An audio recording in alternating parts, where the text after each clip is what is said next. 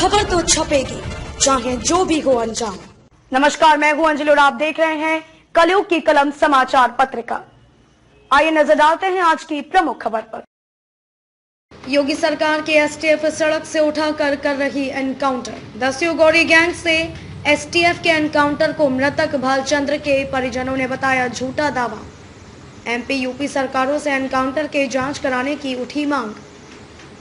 MP UP सीमा के सरहदी क्षेत्र मड़वा बांध के नजदीक 1.5 लाख के इनामिया डकैत गौरी यादव गैंग से यूपी एसटीएफ की मुठभेड़ का मामला विवादों में आ गया है और अब एनकाउंटर के दावे पर भी सवाल उठ रहे हैं।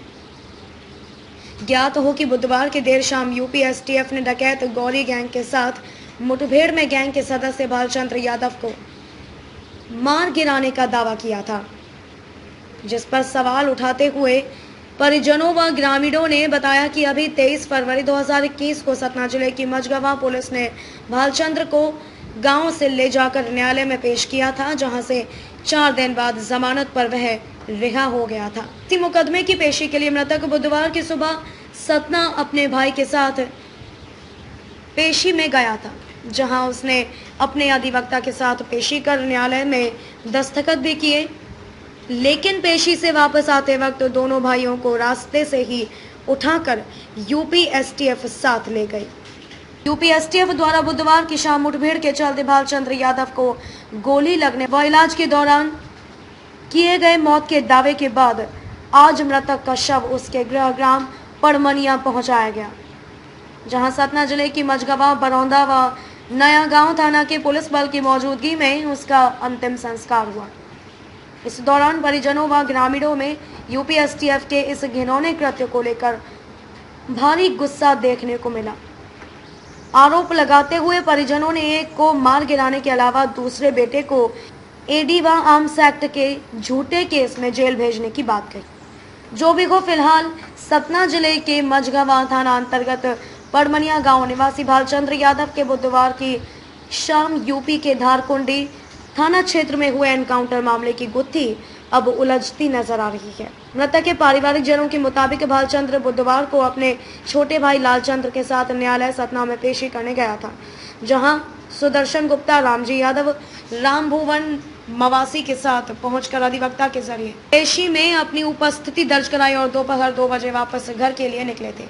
इसी बीच यूपी की एसटीएफ टीम भालचंद्र को रास्ते से उठाकर उसका फर्जी एनकाउंटर दर्शा दिया, जबकि 18 घंटे बाद मृतक भालचंद्र के भाई भालचंद्र की मारकुंडी के जंगल से गिरफ्तारी दिखाई गई।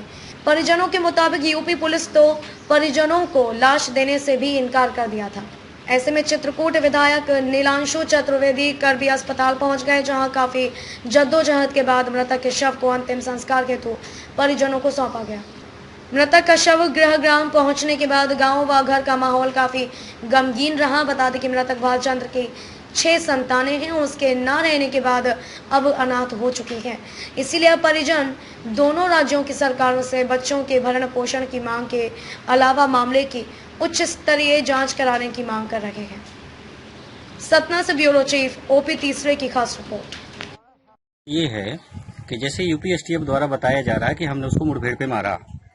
यदि मुठभेड़ पे मारे हैं तो प्रथम प्रश्न ये उठता है कि सबसे पहले उसके खिलाफ मझगवां पुलिस ने एक एफआईआर दर्ज की थी, कोई आपराधिक पंजीकरणबद्ध किया था।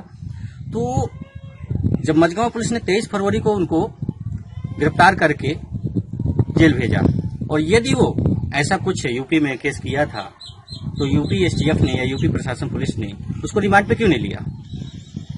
अब प्रश्न इस बात का उठता है कि यदि वो बंदा 27 फरवरी को जमानत पे छूट जाता है, रिहा हो जाता है, तो बाद में उसके ऊपर किस प्रकार से या किस नियम के तहत इनाम घोषित किया गया, सबसे प्रमुख मुद्दा तो ये है। और अगर कोई व्यक्ति रिहा है जमानत पे ये और फिर अगर उसे एनकाउंटर पे दिखाया जाता है तो ये तो माननीय न्यायालय की अवहेलना है। भाई आप ये समझ सकते हैं कि जो बंदा यहाँ से 11 साढ़े 11 बजे न्यायालय सतना वहाँ पेशी करने जाता है और यदि वो यहाँ साढ़े 11 बजे निकला है तो निश्चित रूप से वहाँ पहुँचने में उसको 1 बजे होंगे सतना तक। अब सतना में वो पेशी करने के बाद वहाँ के अधिवक्ता महोदय जी का भी कहना है कि वो लगभग 2 बजे के आसपास मेरे यहाँ पेशी किए हैं, मेरे साथ में पेशी किए और माननीय न्यायालय में उस व्यक्ति का सिग्नेचर भी है। जिसका एनकाउंटर दिखाया गया। जब वहां से वो आ रहे होते हैं तो रास्ते पे जो बंदा, उसका छोटा भाई लालचंद यादव, जिसको जेल भेजा गया, उसने बताया वो कल न्यायालय में कि हमको यहाँ चितहरा के मोड़ के आसपास से उठाया गया 4 पहिए पे और मुझको मारकुंडी थाने पे बंद कर दिया गया, आंख पे पट्टी बांध के, और बड़े भाई को ले जाया गया। और इससे स्पष्ट होता है जो उसकी बॉडी आई है, उस बॉडी में चोट के भयंकर निशान हैं, उसके अंडकोश फोड़ दिए गए, उसके हाथ पैर तोड़ दिए गए।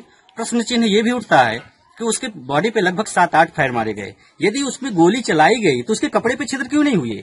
जो कपड़े पहना हुआ है उस पर कोई छिद्र नहीं है, बॉडी पे छिद्र है। इसका मतलब कि उसको पहले बेपर्द करके उसको प्रताड़ित किया गया, टॉर्चर किया गया, उसके हाथ पैर तोड़े गए, नखून निकाल लिए गए और केमिकल डाल दिया गया, फिर बाद में उसको गोली मारी गई। ये बात तो स्पष्ट है। मांग करते हैं एक ग्रामीण होने के नाते, भारत का एक नागरिक होने के नाते, संविधान की रक्षा के लिए और न्याय की रक्षा के लिए हम ये मांग करते हैं कि उसकी उच्च स्तरीय जांच हो और जो वो बेरोजगार बेसहारा महिला है उसे उचित न्याय मिले, उसे उसका मुआवजा दिया जाए उसके बच्चों के लालन पालन के लिए। हम ये मांग करते हैं और शासन प्रशासन दोनों, यूपी और एमपी दोनों शासन प्रशासन इसके जिम्मेदार है, क्योंकि एमपी से उठाया गया और यूपी एसटीएफ लेके गई है और इसकी जिम्मेदार कहीं ना कहीं सपोर्ट करने में मारकुंडी पुलिस भी शामिल है, क्योंकि मारकुंडी पुलिस पे उस लड़के को रखा गया, छोटे भाई को।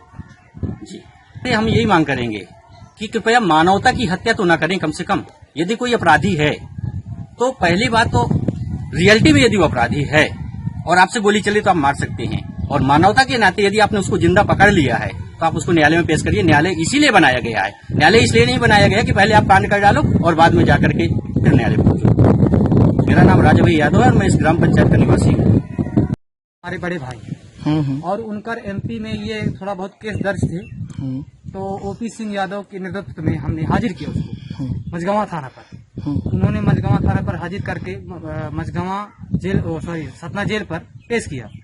फिर 5 दिन के बाद उनको जमानत मिली 27 फरवरी को।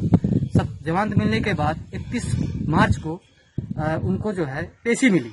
जब पेशी कर वो लौट रहे थे न्यायालय से, तो पेशी कर जब न्यायालय से लौट रहे थे तो चितहरा मोड़ पर उनका अपहरण किया गया।